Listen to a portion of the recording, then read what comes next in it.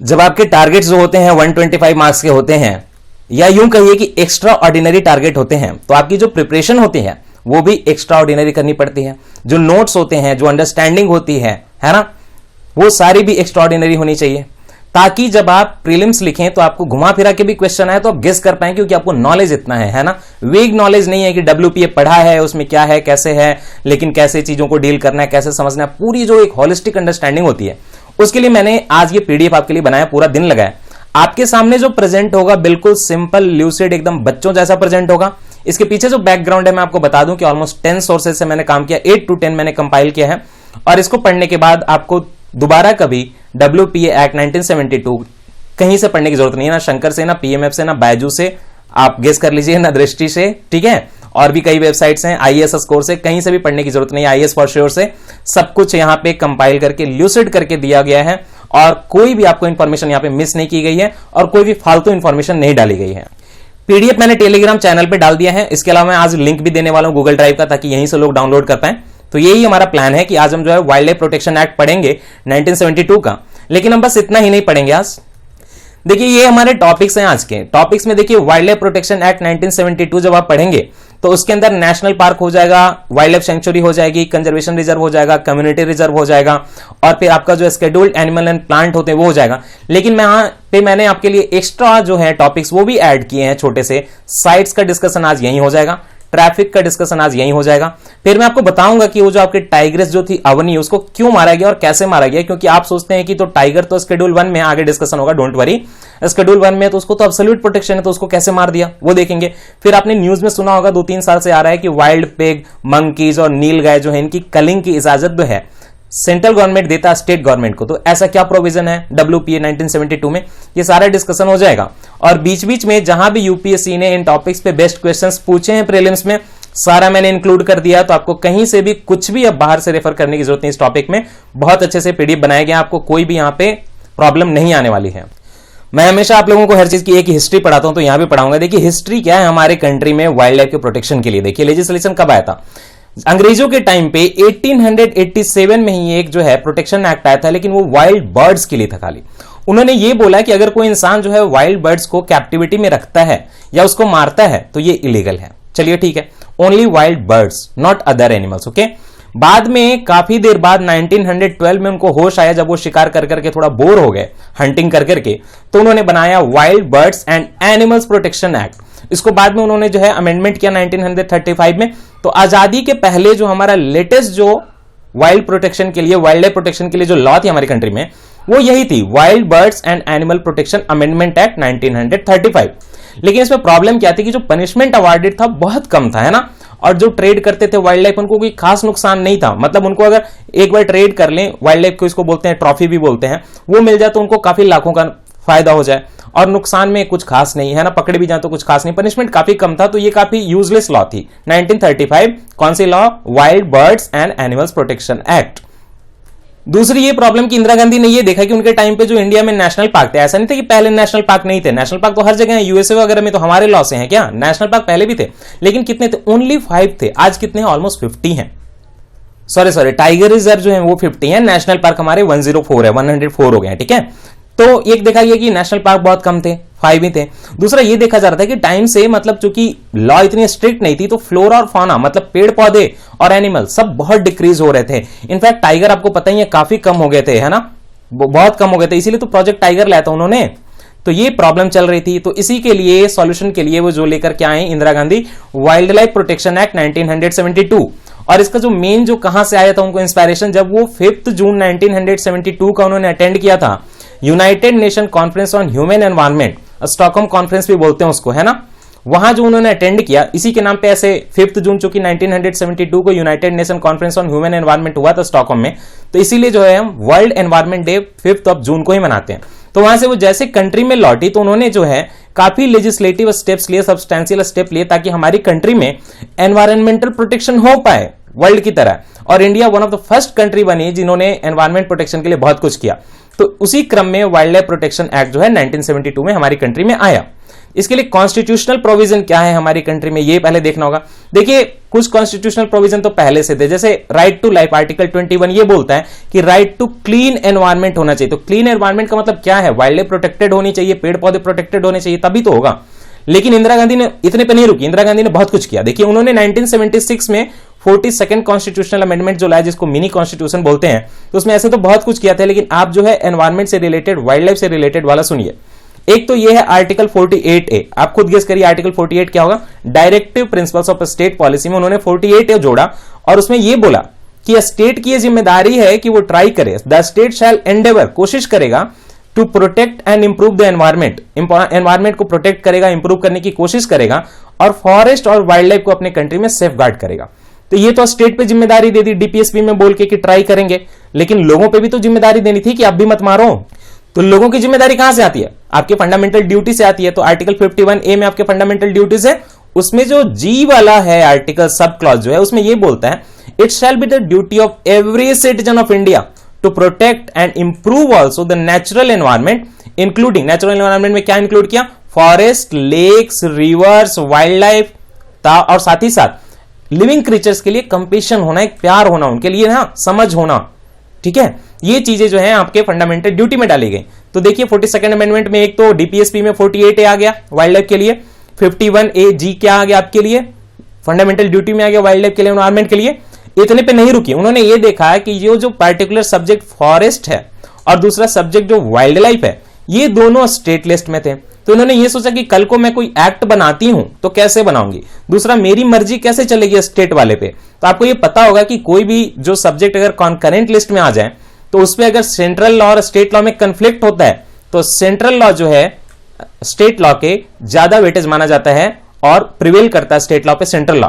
तो उन्होंने क्या किया कि जो दो सब्जेक्ट फॉरेस्ट और वाइल्ड लाइफ जो थे स्टेट के लिस्ट में थे 7th शेड्यूल में, उसको उन्होंने ट्रांसफर करके कॉन्करेंट लिस्ट में डाल दिया, ताकि जो है सेंट्रल गवर्नमेंट अगर कोई एक्ट बना दे तो वो स्टेट गवर्नमेंट पे प्रिवेल करे।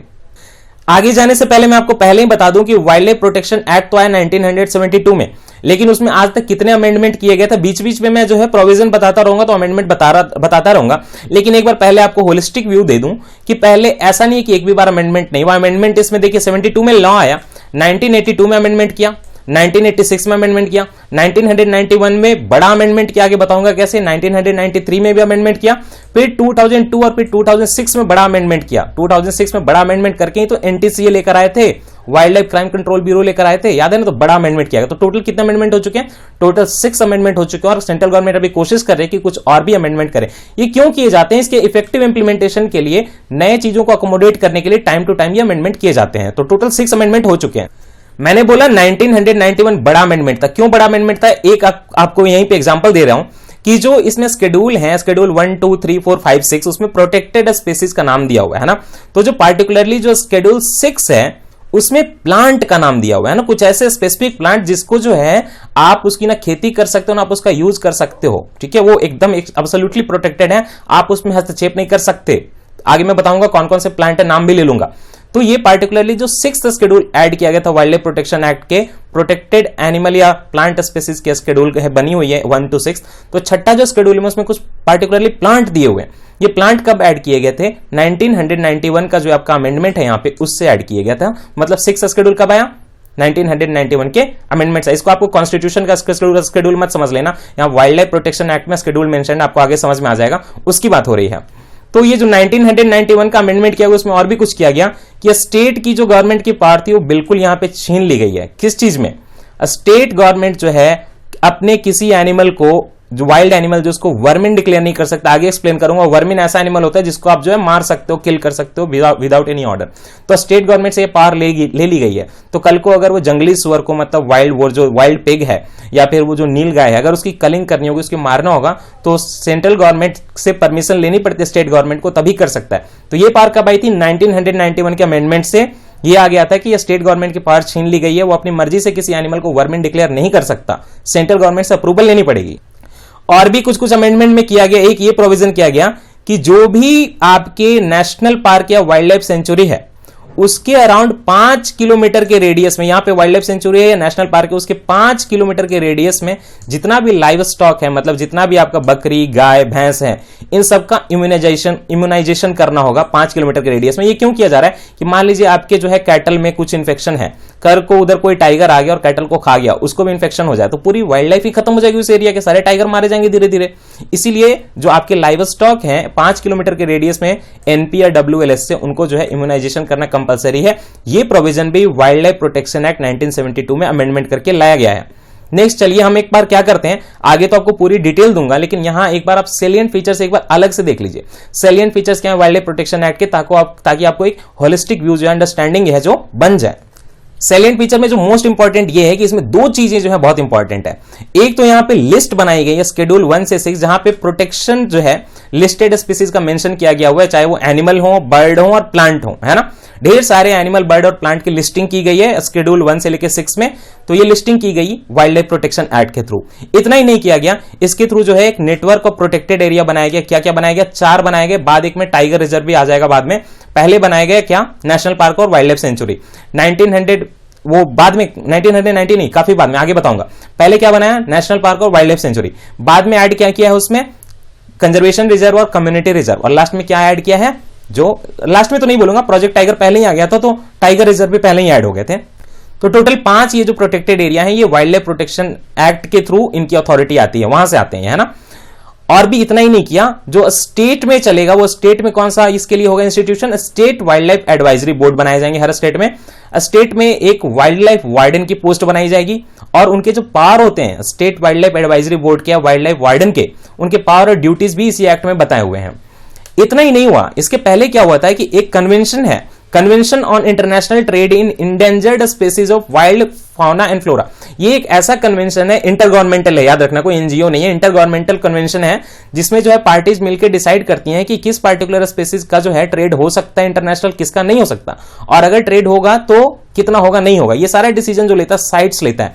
Convention on international trade in endangered species of wild fauna and flora. ये क्या था? आपके जो WPA 1972 है उसके पहले आ चुका था साइट्स। तो हमने जो WPA 1972 बनाया उसमें ऐसे प्रोविजन बनाए, डोमेस्टिक लॉज वो हमने ऐसे बनाए कि हमें साइट्स में भी एंट्री मिल गई, क्योंकि ये कन्वेंशन इंटरनेशनल है। हालांकि वो लीगली बाइंडिंग है, लेकिन कोई नेशनली एनफोर्स करने का मैकेनिज्म नहीं है। नेशनली तभी एनफोर्स होगा जब आप अपने कंट्री में लॉ बनाओगे। तो जो डोमेस्टिक लॉ बना वो WPA 1972 मिला, और उसके बेसिस पे हमें साइट्स में एंट्री मिल गई। तो WPA 1972 helped India become a party to the Convention on International Trade in Endangered Species of Wild Flora and Fauna। अब यहाँ के अगर मैं एक्सप्लेन नहीं करूंगा कि आपको साइट्स क्या है तो आपको चीजें समझ में नहीं आएंगी। तो साइट्स का फुल फॉर्म है convention on international trade on endangered species of wild fauna and flora. Fauna मतलब एनिमल, फ्लोरा मतलब प्लांट्स। देखिए, एक मीटिंग हुई थी international union of conservation of nature की, IUCN, पहले डिटेल में पढ़ा दिया या नहीं पढ़ाऊंगा। IUCN की एक मीटिंग हुई थी 1963 में, ये यूएन की बॉडी आप जानते ही हो। ये जो मीटिंग हुई थी वहीं से जो है डिसाइड किया गया कि हम एक साइट्स बनाते हैं, है ना। साइट्स का फंक्शन आगे नीचे पढ़ाऊंगा। तो ये जो मीटिंग हुई थी तो वहां से बना साइट्स। इसको हम लोग वाशिंगटन कन्वेंशन भी बोलते हैं, है ना। वाशिंगटन कन्वेंशन भी बोलते हैं क्योंकि मीटिंग वाशिंगटन में हुई थी। साइट्स जो है एक मल्टीलेटरल, मतलब डिफरेंट कंट्रीज हैं, इंटरनेशनल एग्रीमेंट है। कितने कंट्रीज है? 183 गवर्नमेंट्स हैं, है ना। और इसका ऑब्जेक्टिव क्या है? प्रोटेक्ट करना है इंडेंजर्ड एनिमल्स और प्लांट्स को। लेकिन कैसे प्रोटेक्ट करना है? उनके ट्रेड पे रोक लगा के। एम ये है कि इंटरनेशनल ट्रेड जो होता है स्पेसीज का, वाइल्ड एनिमल या वाइल्ड प्लांट्स का, दोनों का, वो ट्रेड उतना ही हो या उतना कम हो कि उनकी सर्वाइवल पे ही क्वेश्चन ना बन जाए, है ना।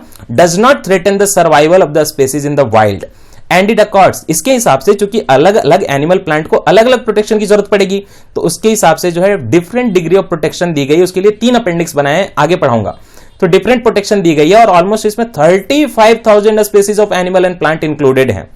साइट्स क्या है? साइट्स ऐसे तो देखिए, जो कन्वेंशन है, जो वाशिंगटन कन्वेंशन या साइट्स जो है, ऐसे तो लीगली बाइंडिंग है इसके पार्टीज पे, 130 कंट्रीज पे, है ना। जो मेंबर कंट्रीज हैं उनको इसको इंप्लीमेंट तो करना पड़ेगा, लेकिन जो लीगली बाइंडिंग है इसका मतलब ये कि वो आपको पकड़ के कोर्ट में नहीं ले जाएगा।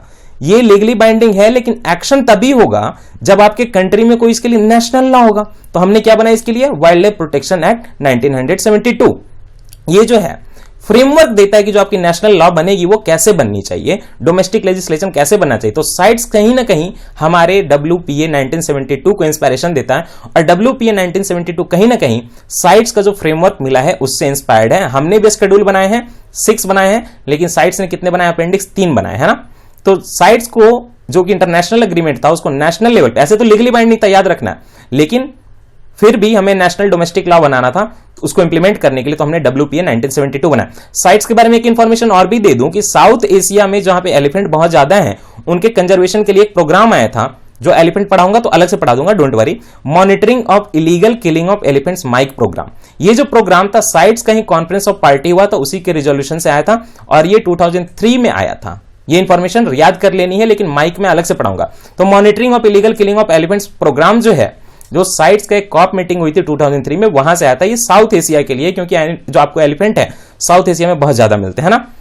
साइट्स का जो एडमिनिस्ट्रेशन होता है वो UNEP करता है। UNEP कैसे, तो हेडक्वार्टर नैरोबी में, लेकिन साइट्स का जो सेक्रेटेरिएट है वो आपको जेनेवा स्विट्जरलैंड में है। गर्मी लगेगी, कहां जाना है, स्विट्जरलैंड जाना है, और वही इसके ट्रीटी के इंप्लीमेंटेशन को करता है।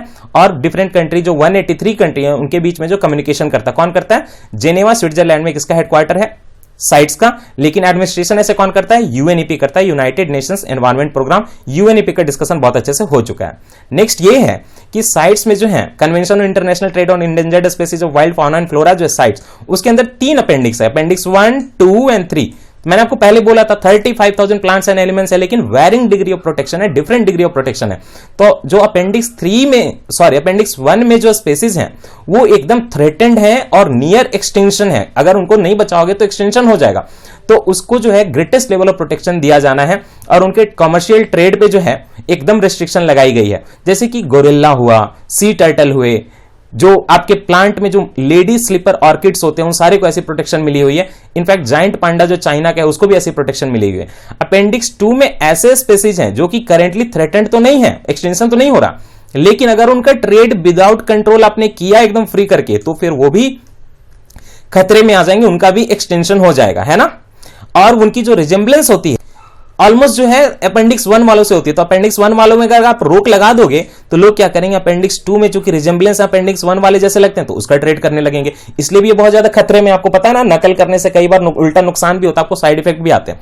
अपेंडिक्स 3 में कैसे एनिमल या स्पेसीज हैं या प्लांट्स हैं, include the species for which A range country has asked, मतलब वर्ल्ड वाइड ऐसा माना नहीं जा रहा कि खतरा है, लेकिन एक पर्टिकुलर कंट्री ये बोल रहा है कि मेरे लिए खतरा है। जैसे हम बोलते हैं, चाइना बोलता है कि टाइगर को ब्रीड करो और अच्छे से बेचो, लेकिन हम मानते हैं कि टाइगर हमारे लिए अगर खत्म हो गए तो बहुत बुरा होगा, तो हम कभी कभी डिमांड रखते हैं। तो अपेंडिक्स 3 में वैसी जो होती हैं स्पेसीज होती हैं जिसके के लिए पर्टिकुलर किसी कंट्री ने रिक्वेस्ट किया है कि जो है उसका इंटरनेशनल ट्रेड प्लीज कंट्रोल करिए, अदरवाइज हमारी स्पेसीज जो है वो खत्म हो जाएगी।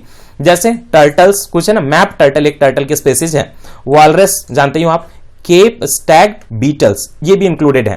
देखिए पहले जो मीटिंग होती थी COP 13 तक, वो याद रखने की जरूरत नहीं क्या था इसका COP वगैरह, बहुत कम इंपॉर्टेंट है। साइट्स पहले 2 साल पे होती थी, बाद में 13th COP से जो इसकी मीटिंग जो है एवरी 3 इयर्स कराई जाती है, ये याद रख लीजिए। साइट से ही रिलेटेड जो है उसी का एक कॉम्प्लीमेंट्री बॉडी है ट्रैफिक, नाम से पता चल रहा है ट्रैफिकिंग की बात हो रही है, लेकिन ह्यूमन की नहीं, वाइल्ड लाइफ की। द वाइल्ड लाइफ ट्रेड जो होता है उसको मॉनिटर करने का नेटवर्क है। तो देखिए फुल फॉर्म भी वहीं से बना है, the wild life trade monitoring network का फुल फॉर्म कैसे बना है, वहां पे मैंने मिस कर दिया था तो फुल फॉर्म मैं डालना भूल गया था। यहां पे देखिए इसका फुल फॉर्म क्या है, traffic trade record analysis of flora and fauna in commerce, बन गया ना, trade related analysis of flora and fauna in commerce. मतलब कि ट्रेड में आपको देखना है कि फ्लोरा और फौना का क्या कंडीशन है, लेकिन आप इसको ट्रैफिकिंग वर्ड से याद रखोगे। ये देखिए कोई इंटर गवर्नमेंटल ऑर्गेनाइजेशन है, ये याद रखना है, साइट्स का कॉम्प्लीमेंट्री है, लेकिन ये एक एनजीओ है जो कि ग्लोबली वर्क कर रहा है और ट्रेड जो होता है वाइल्ड एनिमल और प्लांट्स दोनों का, उनको देखता है, उनको समझता है कि उनकी बायोडाइवर्सिटी कैसे कंजर्वेशन करने के लिए ट्रेड रोकने की जरूरत है, या सस्टेनेबल डेवलपमेंट के लिए अगर करना है काम तो अगर कैसे इनका ट्रेड रोकने की जरूरत है, ये एक तरह से उन पे मॉनिटरिंग करता है ना, चेक करता है। आगे बताऊंगा। ट्रैफिक की जो ज्वाइंट प्रोग्राम, ये जानने की जरूरत है ट्रैफिक को किसने बनाया है। एक तरफ IUCN है, international Union for the conservation of nature, UN की बॉडी, और दूसरी तरफ है world wide fund for nature. ये मैंने आपको पहले ही एनवायरमेंट में बहुत अच्छे से पढ़ा हुआ, WWF क्या है। तो WWF और IUCN का ज्वाइंट प्रोग्राम है ट्रैफिक, लेकिन ये एक एनजीओ है। इसका हेडक्वार्टर कहां पे है, कैम्ब्रिज UK में है, थोड़ा अनकॉमन। कैम्ब्रिज UK में हेडक्वार्टर है और इसको बनाया गया था 1976 में। अच्छा साइट्स कब बनाया गया था, ये मैंने आपको बताया क्या, 1963 में। उसके बाद ये तो WPA आया ना बाद में। तो ये देखिए ट्रैफिक का मिशन क्या है, ये इंश्योर करना कि जो वाइल्ड प्लांट और एनिमल है उनके जो है ट्रेड ऐसा ना हो कि उनके कंजर्वेशन पे ही क्वेश्चन बन जाए, जस्ट लाइक साइट्स। लेकिन ये क्या करता है, वो तो कन्वेंशन है। ये जो ट्रैफिक बॉडी है, जो एनजीओ है, वो इन्वेस्टिगेट करता है और एनालाइज करता है वाइल्ड लाइफ का ट्रेड का ट्रेंड क्या है, किधर से किधर जा रहा है, पैटर्न क्या है और उसके इंपैक्ट क्या होंगे, और and drivers to provide the leading knowledge based on trade in wild animal and plant. पूरा रिसर्च टाइप का ऑर्गेनाइजेशन है, मॉनिटरिंग करता है। ये वर्ल्ड का largest wildlife trade monitoring programme है Traffic, and global expert on wild trade issues. Global expert आप उसको कंसल्ट कर सकते हो कि वाइल्ड ट्रेड वो बता देगा कहां से टाइगर किधर जा रहा है, और वर्ल्ड का largest wildlife trade monitoring programme है ट्रैफिक, लेकिन एनजीओ है। अब यहीं पे यूपीएससी का क्वेश्चन बनता है जो यूपीएससी ने 2017 में पूछ लिया। आप जो है यहां पे पॉज कर लीजिए, मन में आंसर करिए या फिर कमेंट में लिखिए और फिर जो है एनालिसिस देखिए इसका। क्वेश्चन ये है कि ये जो trade related analysis of fauna and flora in commerce है, ट्रैफिक जो है ये 2017 में ही आया है, उसके बारे में क्या सही है। पहला है ये option, traffic is a bureau under United Nation environment programme.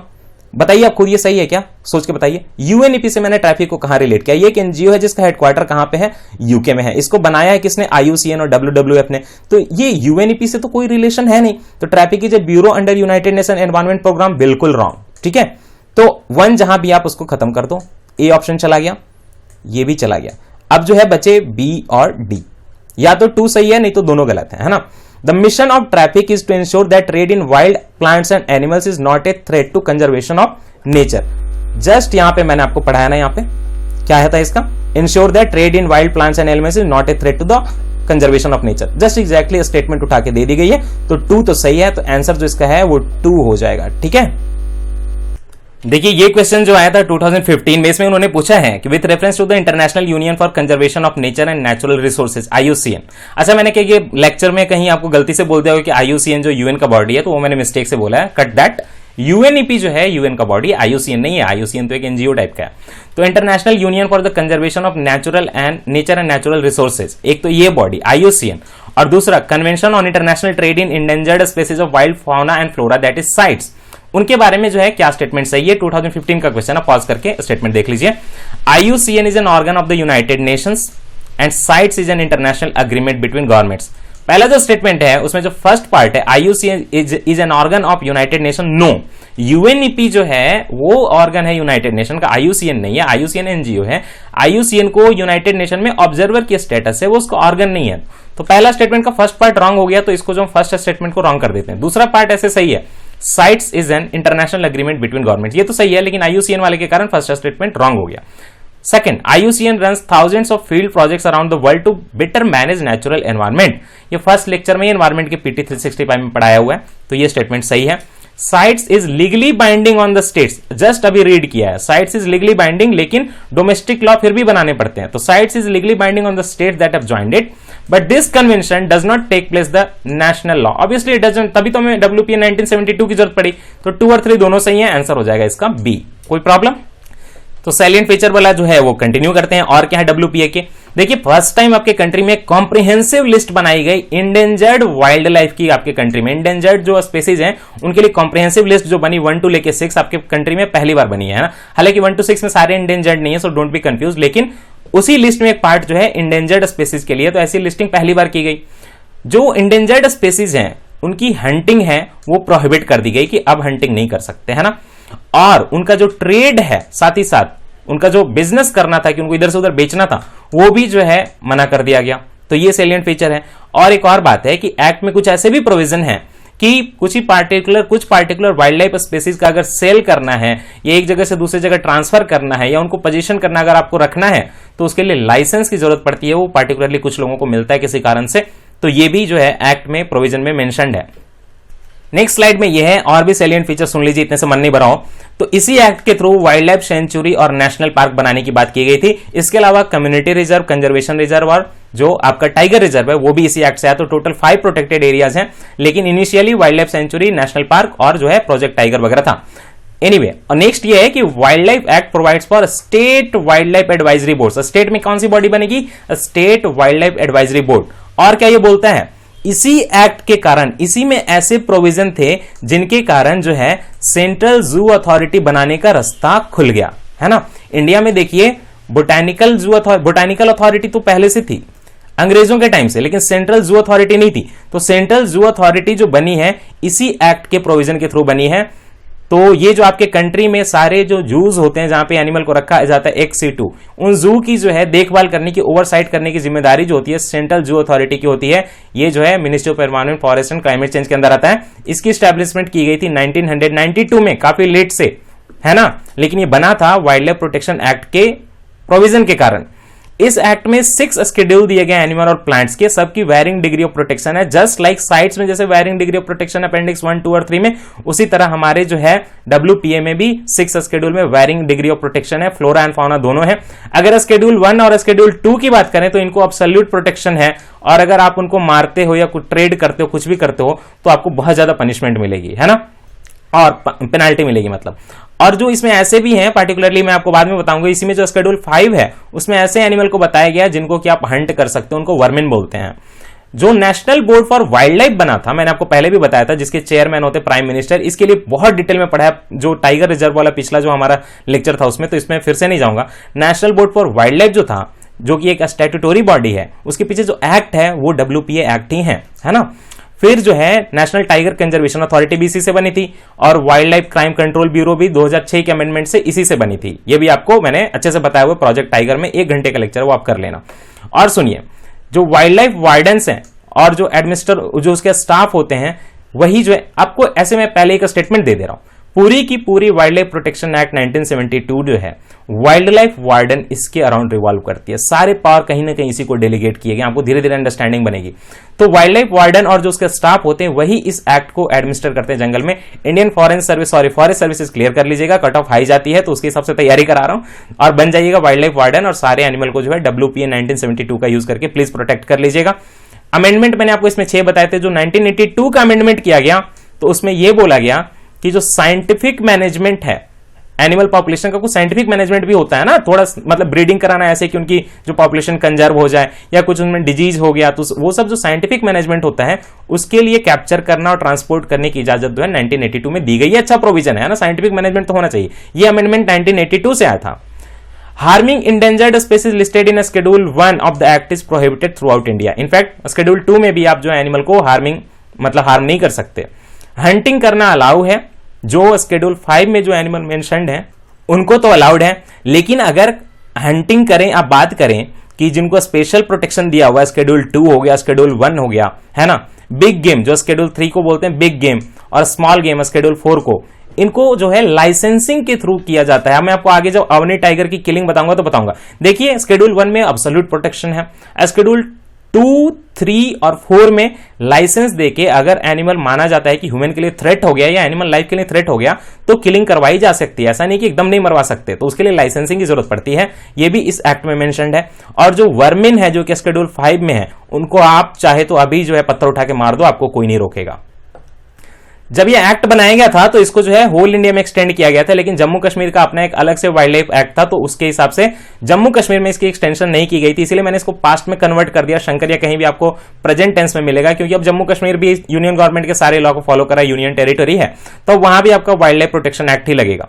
और इट प्रोवाइड्स फॉर प्रोहिबिशन, जो एनिमल ट्रैप होते हैं आप उनको यूज कर सकते हैं नहीं। दूसरी बात, आप उनको लेकर जंगल में नहीं जा सकते एक्सेप्ट अंडर सर्टेन सर्कमस्टांसेस। कोई पर्टिकुलर रीजन होगा, एनिमल को कैप्चर करना है साइंटिफिक मैनेजमेंट के लिए, या किलिंग करनी है किसी पर्टिकुलर कारण से। अगर वो मैन ईटर बन गया, किलिंग तो नहीं करेंगे, मैन ईटर बन गया तो कैप्चर करने की कोशिश करेंगे, तब तो एनिमल ट्रैप लगाओगे ना, तो ऑफिशियली होगा वो, लेकिन आप लेके नहीं जा सकते, उस पर प्रोहिबिशन है। एनिमल ट्रैप का मतलब ही है कि आप वाइल्ड लाइफ ट्रेड करने वालों। It provides for protection of hunting rights of the scheduled tribes of Andaman Nicobar.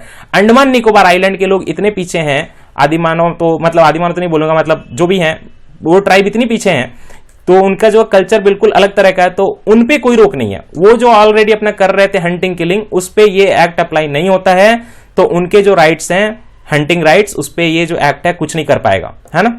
Protected area का चलिए डिस्कशन करते हैं। आ गया मेन टॉपिक हमारा प्रोटेक्टेड एरिया। जो वाइल्ड लाइफ प्रोटेक्शन एक्ट आपने बनाया 1972 में, तो उस समय तो आपको पता है कंट्री में 5 ही नेशनल पार्क थे, फिर धीरे धीरे बढ़ते गए। इसी से जो है आपके कंट्री में ग्रोथ हुई है एक्चुअली नेशनल पार्क और वाइल्ड लाइफ सेंचुरी की। तो जो वाइल्ड लाइफ प्रोटेक्शन एक्ट 1972 था, उसके अंदर मैंने बताया आपको 5 तरह के जो प्रोटेक्टेड एरियाज थे। पहले हम चलेंगे तो देखेंगे नेशनल पार्क और वाइल्ड लाइफ सेंचुरी 2 हो गए, फिर कंजर्वेशन रिजर्व, कम्युनिटी रिजर्व और फिर टाइगर रिजर्व। तो डिस्कशन शुरू करते हैं। सबसे पहले चलिए वाइल्ड लाइफ सेंचुरी में। तो देखिए वाइल्ड लाइफ सेंचुरी जो है 1972 के WPA का जो एक्ट था उसी के थ्रू बनी है। इसमें यह बोला गया है कि अगर स्टेट गवर्नमेंट देखे कि किसी पार्टिकुलर एरिया का कोई खास जो है इकोलॉजिकल, जियोमॉर्फोलॉजिकल और नेचुरल सिग्निफिकेंस है, तो उस पार्टिकुलर एरिया को स्टेट गवर्नमेंट चाहे तो वाइल्ड लाइफ सेंचुरी नोटिफिकेशन के थ्रू डिक्लेयर कर सकती है। ठीक है, इस एरिया में जो ह्यूमन एक्टिविटी होती है वाइल्ड लाइफ सेंचुरी में, वो लिमिटेड ह्यूमन एक्टिविटी परमिटेड होती है, जैसे कि टिम्बर हार्वेस्टिंग है ना। बाद में मैं आपको यह भी बताऊंगा कि वो भी बंद हो चुका है, अपने के लिए कर सकते हैं, बस बोनाफाइड टिम्बर हार्वेस्टिंग ही कर सकते हैं। Timber harvesting, collecting minor forest produce products, private ownership rights, ये जो है परमिटेड हैं, लेकिन उतनी ही परमिटेड हैं जितने में कि वाइल्ड लाइफ को कोई इंटरफेरेंस ना हो। Do not interfere with the animals wellbeing. Animal का वेलबींग अगर प्रभावित हो रहा है तो आपको ये जो राइट आप देख रहे हो, माइनर फॉरेस्ट प्रोड्यूस का, टिम्बर हार्वेस्टिंग का, प्राइवेट ओनरशिप ऑफ लैंड का, ये सारा आपसे राइट ले लिया जाएगा। जब तक ये राइट नहीं, उनके एनिमल के राइट जब तक सिक्योर्ड है तब तक आपके राइट दिए जाएंगे, अदरवाइज नहीं दिए जाएंगे। तो कहना क्या है, लिमिटेड ह्यूमन एक्टिविटी परमिटेड है। देखिए ये एरिया जो है जनरल पब्लिक के लिए ओपन तो होता है, आप जा सकते हो, लेकिन आप अनएस्कॉर्टेड नहीं जाते हो, है ना, क्योंकि एक तो बात ये कि आप एनिमल लाइफ को खराब कर दोगे कुछ, दूसरा है कि एनिमल लाइफ आपको खा जाएगा, है ना। तो अनरेस्ट्रिक्टेड या अनएस्कॉर्टेड नहीं जा सकते। इसके लिए आपको जो है चीफ वाइल्ड लाइफ जो होता है वार्डन, उससे परमिशन लेनी पड़ती है। There are restriction as to who can enter and reside within the limits of the sanctuary. अब मान लीजिए कोई पब्लिक सर्वेंट है तो वो तो रहेगा ना, या उसके फैमिली है वो जंगल में ही रह रही है, घर बना हुआ है वहां पे, तो वो तो रहेगा, या फिर किसी पर्सन का वहां पे इमूवेबल प्रॉपर्टी है, जैसे उसकी जमीन है वहां पे, तो वो तो जाएगा। लेकिन बाकी और भी कोई लोग जा सकते हैं। कैसे, मान लीजिए आपका जो हाईवे है और अब ट्रिप पे जा रहे, रोड ट्रिप पे वहां से क्रॉस कर रहा है, फिर तो आप जा ही सकते हो, पास कर सकते हो सेंचुरी से, है ना, हाईवे पे, लेकिन आप बाहर नहीं निकल सकते। दूसरा, अनएस्कॉर्टेड नहीं जा सकते। बायोलॉजिस्ट और रिसर्चर को भी परमिट करते हैं ताकि वो उस एरिया और उसके इनहैबिटेंट्स को पढ़ सके, उस पर रिसर्च कर सके। जो चीफ वाइल्ड लाइफ वार्डन होता है, मैंने आपको बताया पूरा वाइल्ड लाइफ जो है वाइल्ड लाइफ वार्डन के थ्रू रिवॉल्व करता है, एडमिनिस्टर होता है। वही जो है ये अथॉरिटी होती है कि उसके पास कि वो कंट्रोल करे, मैनेज करे और मेंटेन करे सारे के सारे सेंचुरीज को। कौन? Chief wildlife warden. और वही आपको परमिशन देगा किसी पर्सन को जो इसको एंट्री लेनी है वहां पे, या फिर किसी का रेसिडेंस है उस सेंचुरी में, है ना। क्यों? थोड़े टाइम के लिए भी रेसिडेंस हो सकता है, जैसे मान लीजिए कि स्टडी करनी है वाइल्ड लाइफ की, साइंटिफिक रिसर्च करना है, फोटोग्राफी करनी है, ये भी अलाउड है। ट्रांजैक्शन करना है वहां के पार्टिकुलर जो लोकल मान लीजिए माइनर फॉरेस्ट प्रोड्यूसर हैं, तो उनका भी हो सकता है कि किसी पार्टिकुलर बिजनेसमैन से संबंध हो जो उनका सामान खरीदे, तो लॉफुल बिजनेस भी चलेगा with the person residing inside, और टूरिज्म के लिए भी। लेकिन चीफ वाइल्ड लाइफ वार्डन से परमिट लेना पड़ेगा और अनएस्कॉर्टेड नहीं जा सकते। जिसकी जो बाउंड्रीज और सेंचुरी की जो बाउंड्रीज होती हैं, देखिए वो जनरली वेल डिफाइंड और फिक्स्ड नहीं होते, ये भी याद रखिएगा। बना दिया जाता है, लेकिन जनरली बोल रहा हूं, हमेशा के लिए नहीं बोल रहा हूं। जनरली जो है फिक्स्ड और डिफाइंड नहीं होती। आप नेशनल पार्क देखोगे तो वहां एकदम फिक्स होता है, लेकिन यहां पे जो वाइल्ड लाइफ सेंचुरी है उसकी जो बाउंड्री है जनरली फिक्स्ड और डिफाइंड नहीं होती। अगर उसके बाउंड्री में अल्टरेशन करना है तो क्या किया जाता है? स्टेट गवर्नमेंट रिजोल्यूशन पास करता है। याद रख लीजिए, एक्ट नहीं बनाता, रिजोल्यूशन पास करता है। लेकिन उस रिजोल्यूशन पे ठप्पा किसका लगना चाहिए? National board for wild life, prime minister जिसके चेयरमैन रहते हैं, वो जो है उसको अप्रूव कर दें, तब जो है बाउंड्री चेंज की जा सकती है। लेकिन स्टेट गवर्नमेंट क्या पास करेगा? रिजोल्यूशन पास करेगा, एक्ट नहीं बनाएगा। सेंचुरी को आप चाहो तो, स्टेट गवर्नमेंट चाहे तो नेशनल पार्क बना सकती है। नेशनल पार्क को वाइल्ड लाइफ सेंचुरी नहीं बना सकते, क्योंकि नेशनल पार्क में प्रोटेक्शन जो होती है बहुत ज्यादा होती है, एब्सोल्यूट होती है। इसीलिए जो नेशनल पार्क है वो ज्यादा इंपॉर्टेंट चीज है। तो आप वाइल्ड लाइफ सेंचुरी को नेशनल पार्क में बना के ज्यादा प्रोटेक्शन दे सकते हो, लेकिन नेशनल पार्क को WLS बना के कम प्रोटेक्शन नहीं दे सकते हो। ये याद रखना है कौन क्या बन सकता है। IUCN जो है उसने प्रोटेक्टेड एरियाज को अपने हिसाब से डिफाइन किया, कैटेगरी बनाई है, तो उसके हिसाब से वाइल्ड लाइफ सेंचुरी को उन्होंने बोला है कि वो कैटेगरी 4 टाइप के प्रोटेक्टेड एरिया है। अब आइए नेशनल पार्क पे। देखिए नेशनल पार्क भी इसी एक्ट से बना, WPA 1972 से। इसमें भी जो है स्टेट गवर्नमेंट ही डिक्लेयर करती है नेशनल पार्क, वही नोटिफाई करती है, और उसके जो बाउंड्रीज होते हैं एकदम फिक्स्ड और एब्सोल्यूट होते हैं, डिफाइंड होते हैं। मैंने क्या बताया था? WLS में जनरली बाउंड्री फिक्स्ड और डिफाइंड नहीं होते। नेक्स्ट, अगर उसका जो है अल्टरेशन करना है बाउंड्री का, तो अगेन सेम एज WLS, यहां भी जो है स्टेट लेजिस्लेचर रिजोल्यूशन पास करेगा, कोई एक्ट नहीं बनाएगा, लेकिन उस रिजोल्यूशन पे जो है अप्रूवल लेनी पड़ती है national board for wild life की, जस्ट लाइक WLS। इसमें फर्क क्या है नेशनल पार्क पे और वाइल्ड लाइफ सेंचुरी में? वाइल्ड लाइफ सेंचुरी में मैंने आपको बताया था कि लिमिटेड ह्यूमन एक्टिविटी, ग्रेजिंग वगैरह अलाउड है, माइनर फॉरेस्ट प्रोड्यूस वगैरह, लेकिन नेशनल पार्क में कोई ह्यूमन एक्टिविटी नहीं होगी, एब्सोल्यूट रेस्ट्रिक्शन है, ठीक है, कुछ नहीं होगा। इनफैक्ट ग्रेजिंग जो होती है लाइव स्टॉक की, या प्राइवेट जो टेन्यूरियल राइट है, किसी की जमीन है, वहां पे कुछ नहीं मिलेगा आपको, आप वहां पे नहीं जा सकते। आपको ऑब्वियसली परमिशन लेके वहां भी जाने का है, लेकिन आप वहां पे कोई मतलब राइट्स नहीं ले सकते। दूसरी बात मैंने आपको यह बताया था कि वाइल्ड लाइफ सेंचुरी को आप नेशनल पार्क बना सकते हो, कोई स्टेट गवर्नमेंट कर सकती है, लेकिन जो नेशनल पार्क होता है आप उसको डाउनग्रेड करके वाइल्ड लाइफ सेंचुरी जो है नहीं बना सकते। जो IUCN का जो प्रोटेक्शन वाला क्राइटेरिया होता है, कैटेगरी होता है, तो उसके हिसाब से कैटेगरी 2 होता है कौन सा, नेशनल पार्क। और वाइल्ड लाइफ सेंचुरी क्या होता है, कैटेगरी 4 होता है। यहां पे बताया था ना, wild life sanctuary category 4 IUCN के हिसाब से और नेशनल पार्क कैटेगरी 2 IUCN के हिसाब से। अगर स्टेट गवर्नमेंट चाहे कि अल्टर करे बाउंड्री को, तो उसको पहले जो है लेजिस्लेचर से रिजोल्यूशन करना होगा। उसके बाद जो है अगर मतलब just like WLS national park में भी अगर अल्टरेशन करनी हो बाउंड्री की, तो आपको जो है national board for wild life, जिसके चेयरमैन प्राइम मिनिस्टर होते हैं, प्रोजेक्ट टाइगर में पूरा डिस्कशन किया हुआ है, वहां से अप्रूवल लेनी पड़ती है। तो यहीं से क्वेश्चन जो बनता है कि डिफरेंस क्या है WLS और NP के बीच में। देखिए मैंने आपको डिफरेंस ऑलरेडी बता दिया है, लेकिन मैं यहां पे एक जो है कवर कर ले रहा हूं समराइज करके। आपको ऑब्वियस होगा ये कि नेशनल पार्क में जो है डिग्री ऑफ प्रोटेक्शन जो ग्रेटर है, ज्यादा है। वाइल्ड लाइफ सेंचुरी में कई चीजें रेगुलेटेड हैं, की जा सकती हैं, लेकिन नेशनल पार्क में एब्सोल्यूट प्रोटेक्शन है। Certain activities which are regulated in sanctuaries, जैसे कि ग्रेजिंग करानी है लाइव स्टॉक की, तो रेगुलेट करके आप ग्रेजिंग करा सकते हो, वो आपको जो है नेशनल पार्क में नहीं करा सकते। वाइल्ड लाइफ सेंचुरी की एक और बात है, wild life sanctuary most of the time एक पार्टिकुलर स्पेसिस के लिए क्रिएट किया जा सकता है, जैसे घड़ियाल का सेंचुरी, डियर का, बारहसिंगा का, आप सुनते होंगे कई बार, है ना। लेकिन जैसे एक यहां पे एग्जांपल दिया है कि एक ग्रिजल्ड जायंट स्क्विरल के लिए वाइल्ड लाइफ सेंचुरी कहां पे है, श्रीवल्लीपुथुर में है। लेकिन नेशनल पार्क कोई पार्टिकुलर स्पेसिस के नहीं बनाया जाता, ये पूरे वाइल्डनेस को कंजर्व करने के लिए बनाए जाते हैं ना, डीप वाइल्डनेस को, जिसमें सारे एनिमल को प्रोटेक्शन मिल रहा है। तो वाइल्ड लाइफ सेंचुरी को एक पार्टिकुलर स्पेसिस के लिए बना सकते हो आप, लेकिन नेशनल पार्क जो है किसी एक पार्टिकुलर स्पेसिस पे फोकस नहीं होता, पूरे वाइल्डनेस पे फोकस्ड होता है। दूसरी बात ये कि यहां पे एक जस्ट बताने की एक और बात है कि आपको मैंने अभी बताया कि स्टेट गवर्नमेंट नोटिफाई करती है वाइल्ड लाइफ सेंचुरी और नेशनल पार्क। याद रख लीजिएगा एग्जाम में अगर आए, सेंट्रल गवर्नमेंट भी अगर चाहे तो वो भी डिक्लेयर कर सकती है वाइल्ड लाइफ सेंचुरी और नेशनल पार्क अपने हिसाब से in certain condition. Central government के पास भी वो राइट्स हैं, इसीलिए तो उसको कॉन्करेंट लिस्ट में लेकर आई थी इंदिरा गांधी। जो अमेंडमेंट किया गया एक बाद में वाइल्ड लाइफ एक्ट में, उसमें यह किया गया है कि अब जो है कमर्शियल एक्सप्लॉयटेशन के लिए फॉरेस्ट प्रोड्यूस के ना आप वाइल्ड लाइफ सेंचुरी को यूज कर सकते हो, ना नेशनल पार्क के लिए यूज कर सकते हो। मैंने क्या बोला, ध्यान से सुनिए। कमर्शियल एक्सप्लॉयटेशन के लिए आप जो है फॉरेस्ट का वाइल्ड लाइफ सेंचुरी या नेशनल पार्क दोनों में यूज नहीं कर सकते, है ना। And local communities are allowed to collect forest produce only for their bona fide requirement. अपने रिक्वायरमेंट के लिए अगर वो फॉरेस्ट प्रोड्यूस कलेक्ट करते हैं लोकल कम्युनिटी, तो अलाउड है, again not in national park, only in wildlife sanctuary. लेकिन अदरवाइज कमर्शियल पर्पस के लिए आप वाइल्ड लाइफ सेंचुरी या नेशनल पार्क दोनों में से किसी का भी यूज नहीं कर सकते। Bona fide local community can use for their own purposes only in wildlife sanctuary. तो बाउंड्री पे डिस्कशन तो ऑलरेडी ऐसे हो गया, लेकिन फिर से करा देता हूं। जो बाउंड्रीज मैंने आपको ये बताया था कि सेंचुरीज के जनरली फिक्स्ड या डिफाइंड नहीं होते हैं, है ना। अगर अल्टरेशन करना हो तो आपको रिजोल्यूशन पास करना पड़ता है, स्टेट लेजिस्लेचर से कोई एक्ट नहीं करनी पड़ती, लेकिन जो है national board for wild life जो वहां से परमिशन लेना पड़ता है। नेशनल पार्क का जो बाउंड्री होता है वो फिक्स होता है बिल्कुल और डिफाइंड होता है। अगर उसमें भी अल्टरेशन करनी है तो स्टेट गवर्नमेंट को अपने स्टेट लेजिस्लेचर से रिजोल्यूशन पास करना पड़ेगा।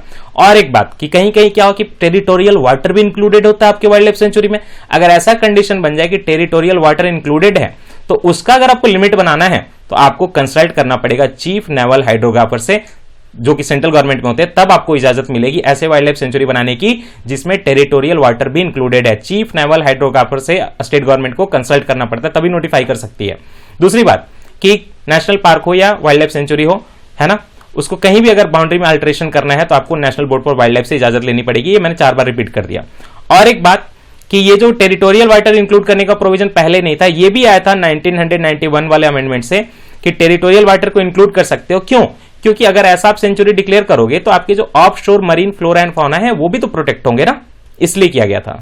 अब इतनी कथा कहानी हो गई तो आपके मन में एक क्वेश्चन उठना चाहिए कि जो लोग थे पहले जिनकी वहां पे जमीन थी या जिनके वहां पे राइट्स थे, उसका सेटलमेंट भी तो होना चाहिए ना। अगर आप नेशनल पार्क से उनको कोई राइट नहीं दे रहे हो, नया नेशनल पार्क बना रहे हो, तो क्या करोगे?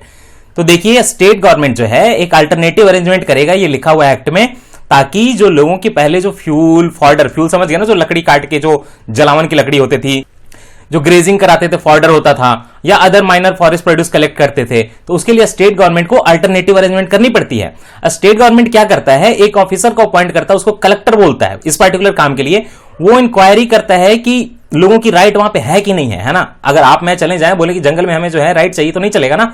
तो देखता है कि एग्जिस्ट कर रहा है कि नहीं कर रहा है, नेचर किस तरह का राइट था और एक्सटेंट ऑफ राइट कितनी प्रॉपर्टी थी, उसके हिसाब से वो चाहे तो बाहर लैंड दे देगा। लैंड एक्विजिशन मैंने आपको अलग से पढ़ा दिया है। तो पहले क्या था, 1894 का लॉ था, अब क्या है, आपके बाद का एक लॉ है प्रोबेबली 2030 का LARR है ना, लैंड एक्विजिशन एंड रिहेबिलिटेशन वाला जो एक्ट आ गया है, तो उसके थ्रू जो है लैंड आपको दे देगा बाहर और आपको वहां से निकाल देगा सेंचुरी और नेशनल पार्क से, ठीक है, जैसे ही वो नोटिफाई होगा। हालांकि सेंचुरी में तो थोड़ा बहुत चलता है लेकिन नेशनल पार्क में बिल्कुल नहीं चलता।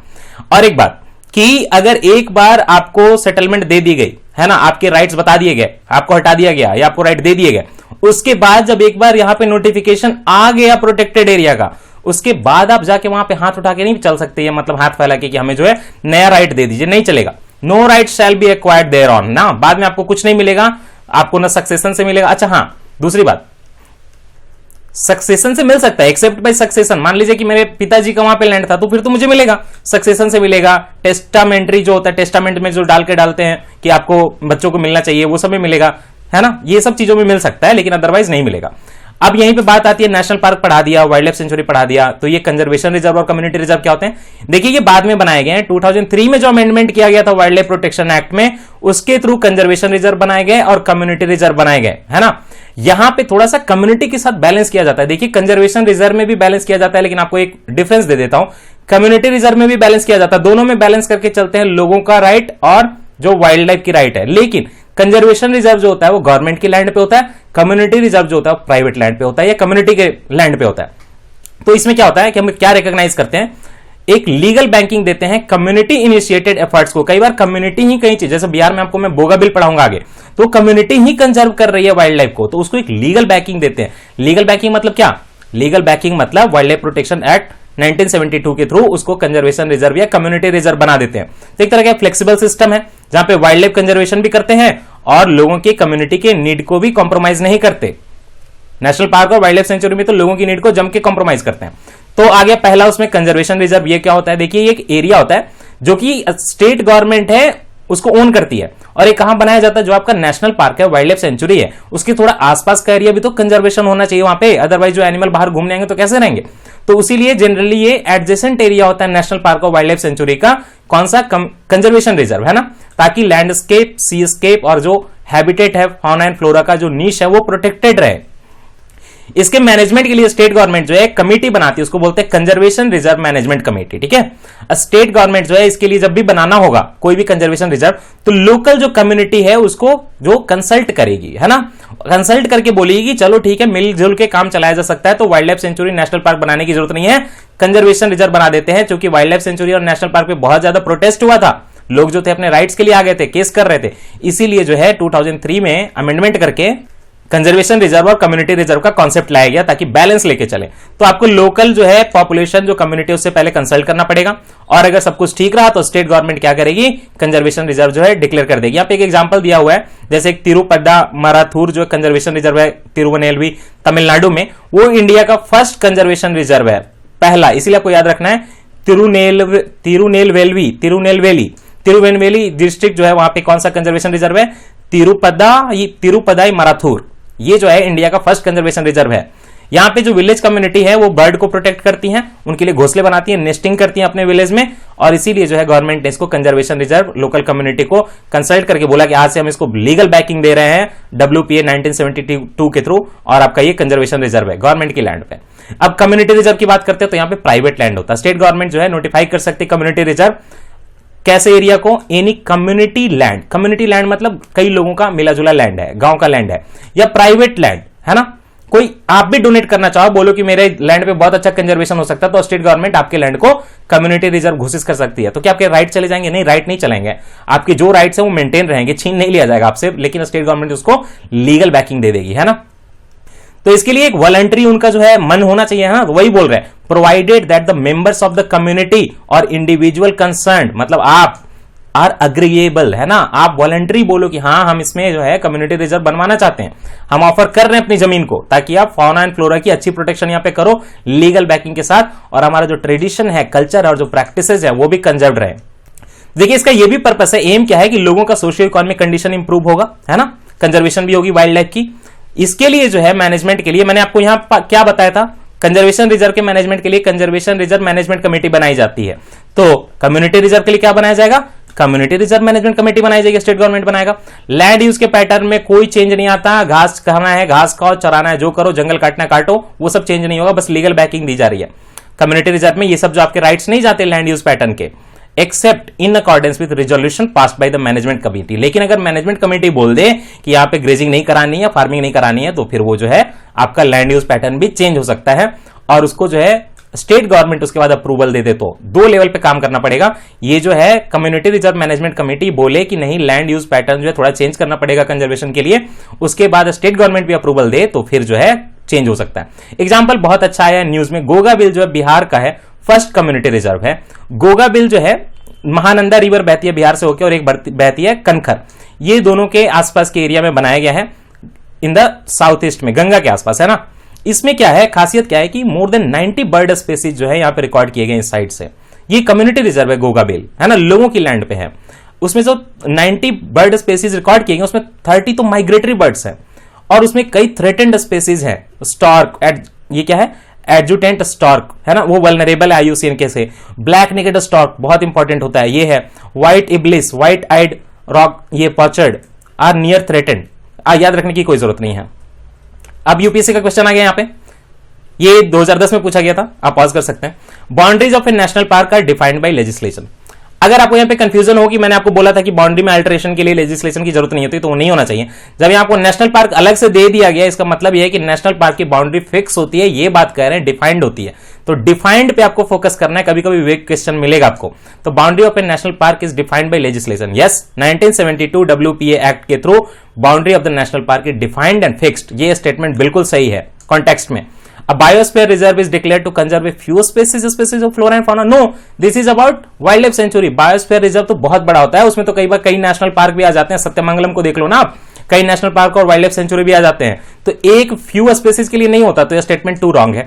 Statement 3, in a wildlife sanctuary limited biotic interference is permitted. या लिमिटेड परमिटेड है ना, 1 and 3 आंसर सी, 1 and 3 हो गया हमारा प्रोटेक्टेड एरिया वाला टॉपिक। अब हम चलेंगे स्केड्यूल क्या है। स्केड्यूल देखिए जो है लिस्ट की गई है यहाँ पे कंजर्वेशन के लिए, प्लांट और एनिमल की वाइल्ड लाइफ प्रोटेक्शन एक्ट 1972 में।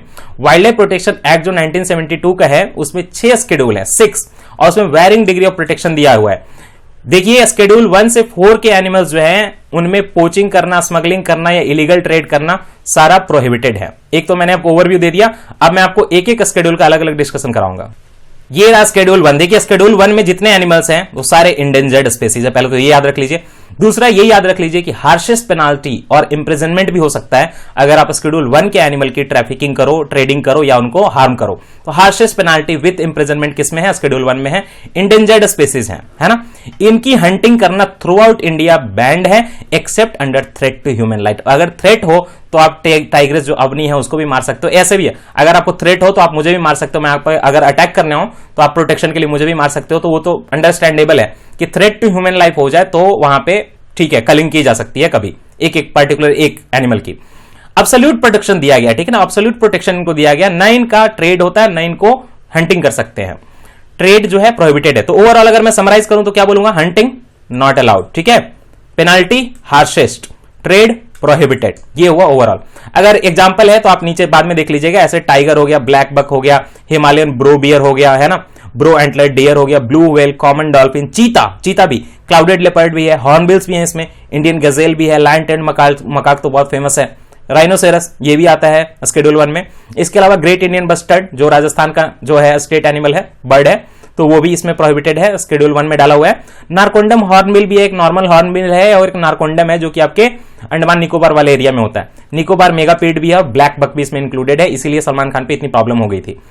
नेक्स्ट शेड्यूल 2, देखिए एनिमल्स जो है इसमें है उनको भी प्रोटेक्शन दी गई है हाई डिग्री की, है ना। इनका भी ट्रेड जो है प्रोहिबिटेड है, उनको भी जो आप हंटिंग नहीं कर सकते हो जब तक कि आपके ह्यूमन लाइफ के लिए थ्रेट ना हो जाए, है ना। तो ओवरऑल समराइज करें, लेकिन इनका जो पेनाल्टी है ना थोड़ा सा शेड्यूल 1 वाले से कम है, यही फर्क है। तो पेनाल्टी हार्श है, उसमें आपको बोला था मैंने हार्शेस्ट विथ इंप्रिजनमेंट बोला था शेड्यूल 1 में, इसमें मैं बोल रहा हूं हार्श है पेनाल्टी, ठीक है। Hunting not allowed, trade prohibited. Example क्या है? कोहिनूर एक इंसेक्ट होता है, ये एस्मिस मकाक बंदर का टाइप हो गया, बंगाल हनुमान लंगूर हो गया, है ना। लार्ज इंडियन सिवेट बिल्ली की तरह का एक एनिमल होता है। Indian fox, large Kashmir flying squirrel बहुत फेमस है ये, कश्मीर फॉक्स, रेसस मकाक, ढोल मतलब जंगली कुत्ता, बंगाल पॉर्क्यूपाइन, है ना, जिसमें वो कांटे जैसे निकलते हैं। किंग कोबरा सांप, वो भी शेड्यूल 2 में है, आप हंटिंग नहीं कर सकते उसकी। अगर आपके थ्रेट हो काटने लगे तो क्या करोगे, तब अलाउड है। फ्लाइंग स्क्विरल, ये सारे इंक्लूडेड है। शेड्यूल 3 और 4 को मैंने साथ पढ़ा रहा हूं क्योंकि ये ज्यादा इंपॉर्टेंट नहीं है। इसमें जो स्पेसीज है, इसमें कोई स्पेसीज जो होते हैं एंडेंजर्ड तो नहीं है, वल्नरेबल, थ्रेटेंड वगैरह है। तो इसमें ऐसे जो स्पेसीज है उनके लिए पेनाल्टी होती है, इसके लिए भी अगर आप इसको हंट करोगे तो, लेकिन थोड़ा सा जो है less penalty compare to first 2 schedule. First 2 schedule में बहुत ज्यादा पेनाल्टी है, बहुत ज्यादा हार्शेस्ट पनिशमेंट है, हार्शेस्ट और हार्श, लेकिन इसमें थोड़ा सा लेनियंसी है। इसके स्पेसीज क्योंकि एंडेंजर्ड नहीं है, not endangered, penalty less compare to 1 and 2। Summarise कर रहा हूं, हंटिंग अगेन नॉट अलाउड, ठीक है। एग्जांपल क्या है इसके, देखिए अगर शेड्यूल 3 की बात करें तो हाइना हो गया, हॉग डियर हो गया, नीलगाय हो गई। नीलगाय को तो हमने क्या किया था, कलिंग भी की थी, मैं बाद में बताऊंगा कैसे की थी। देखिए यहां पे आपको क्या बताया मैंने, हंटिंग नॉट अलाउड, लेकिन नीलगाय की फिर भी हमने हंटिंग की थी, वो मैं आपको बताऊंगा कैसे की थी। इसके अलावा गोराल, स्पॉन्जेस, है ना, barking deer. Examples of animal listed in 4th schedule क्या है, मंगूज और वल्चर। वल्चर 4th शेड्यूल में है, याद रखिएगा, 1 में 2 में नहीं है। अब शेड्यूल 5 की बात करते हैं। शेड्यूल 5 के जो एनिमल होते हैं वर्मिन होते हैं। वर्मिन मतलब उनको आप मार सकते हो। Animals listed in schedule 5 are called vermin, can be hunted. आप चाहो तो जब मन तब मार लो। देखिए इसमें ओनली 4 स्पेसीज है, कहीं भी कंफ्यूज नहीं रहना है। इसमें ओनली 4 है शेड्यूल 5 में, वो चारों के नाम बता दे रहा हूं, माइस, रैट, कॉमन क्रो और फ्लाइंग फॉक्स, जो कि फ्रूट बैट्स भी बोले जाते हैं। माइस वो होता है जो आपके घर में होता है और जो खेतों में आपकी एग्रीकल्चर को तबाह करता है। वो जो रैट होता है, रैट थोड़ा बड़ा होता है ना, यही फर्क होता है। ये देखो, इसीलिए तो आप घर में माउस को कैच कर लेते हो और मार देते हो, आपको कोई नहीं रोकता। जेल में जाते हो क्या, नहीं ना, क्योंकि शेड्यूल 5 में वो वर्मिन, आप उसको मार सकते हो। दूसरा कॉमन क्रो, है ना, आप चाहो तो कौवा बिरयानी, है ना, इनको आप याद ही कर रहे हो, ये कौवा बिरयानी खाई, इन्होंने कितने में खाई थी, 5 रुपए में कौवा बिरयानी खाई थी, है ना। तो कौवा बिरयानी खा सकते हो आप, अलाउड है कॉमन क्रो को मारना। रैट, माइस दोनों अलाउड हो गया, 3 हो गए। एक होता है फ्लाइंग फॉक्स या फ्रूट बैट, याद है, याद है, ये है, ये जो जानवर है, इसी से तो निपा वायरस आया था केरला में, तो इसको भी मारना अलाउड है। इनकी पॉपुलेशन बहुत ज्यादा, आप डरो मत। तो शेड्यूल 5 के जो एनिमल होते हैं वो वर्मिन होते हैं, इनको हंटिंग करना अलाउड है। कौवा बिरयानी अलाउड है, उड़जा काले कौवा भी अलाउड है, माइस, रैट भी अलाउड है, इसलिए तो घर में पकड़ते हैं। And now let's kill all the animals. Don't do that, okay? मैंने क्रॉस लगाया हुआ है, मुझे जेल ना हो जाए।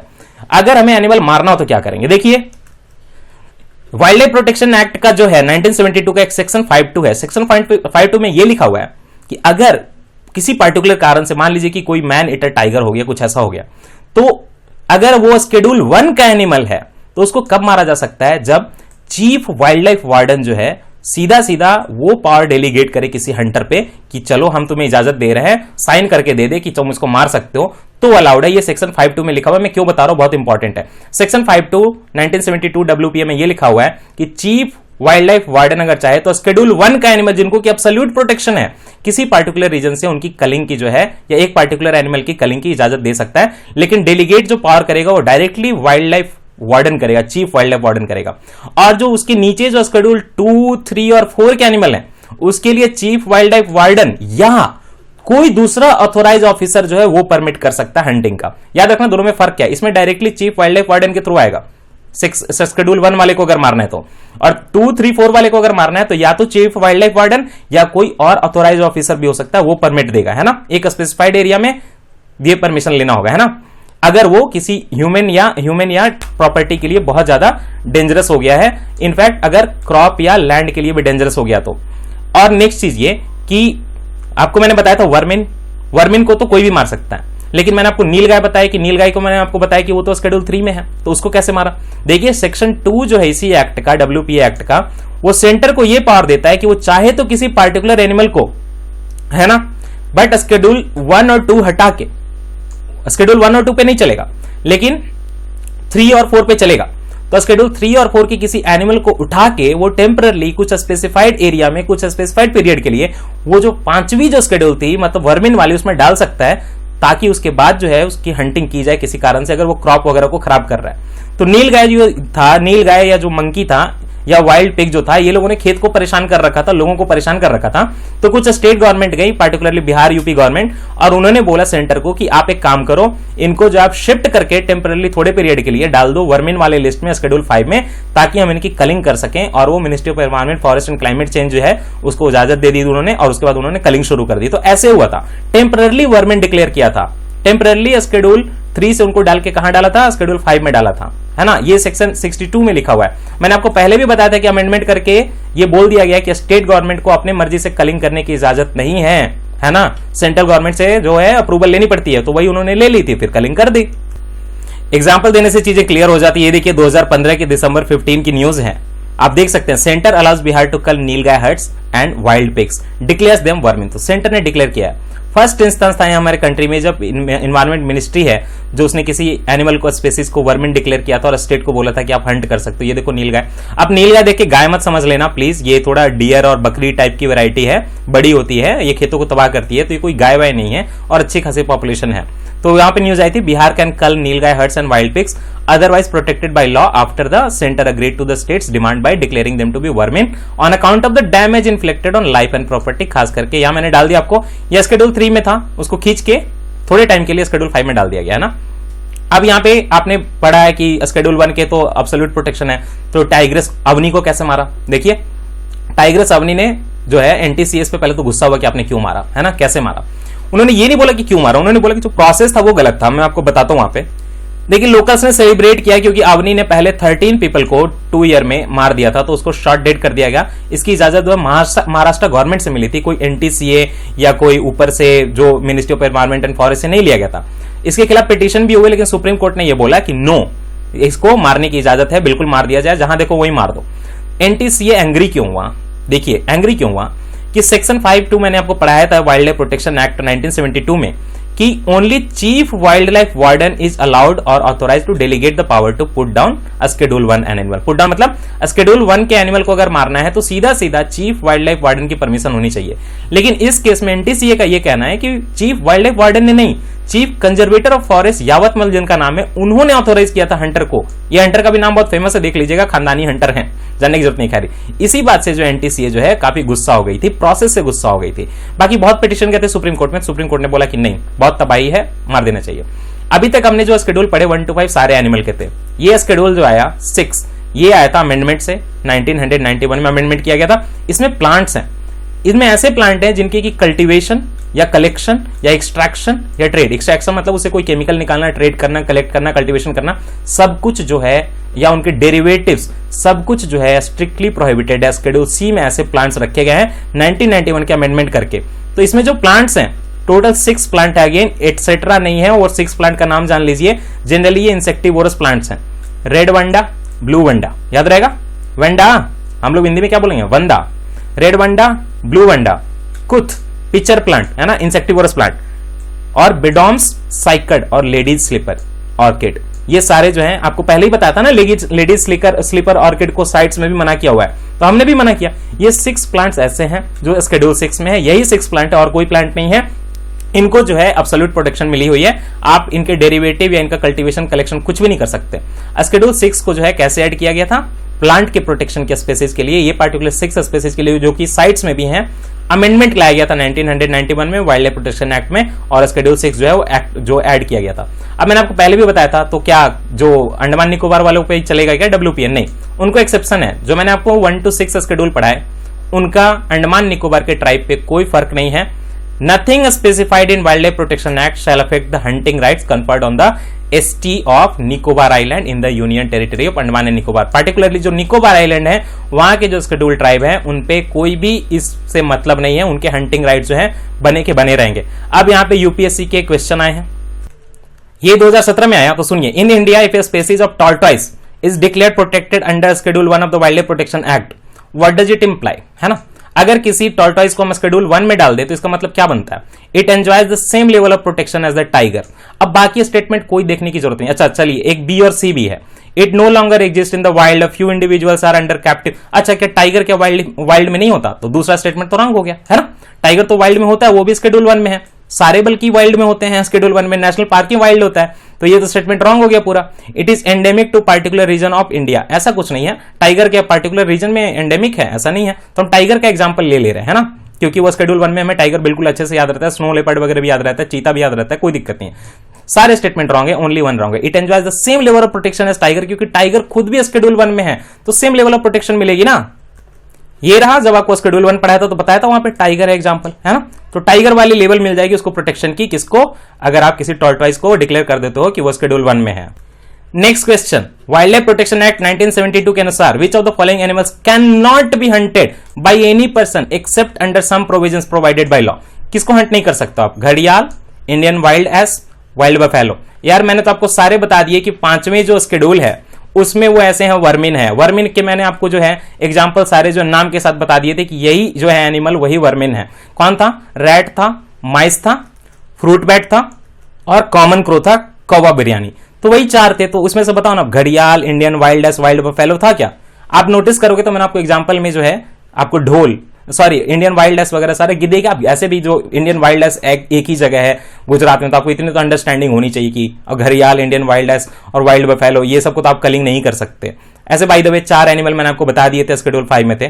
तो बाकी सबको जो है आप हंट नहीं कर सकते। तो इसका आंसर सिंपली हो जाएगा कैन नॉट बी हंटेड, है ना। 1 2 3 दैट्स इट। इसके साथ हमारे लेक्चर फिनिश हुआ। अगर आपको अच्छा लगा तो चैनल को सब्सक्राइब करें, लाइक करें, शेयर करें और जो है आप क्या करें, बेल आइकन को दबाएं और निरंतर अपडेट्स पाएं। धन्यवाद। नोट्स की लिंक इसी में डिस्क्रिप्शन में आपको मिल जाएगी।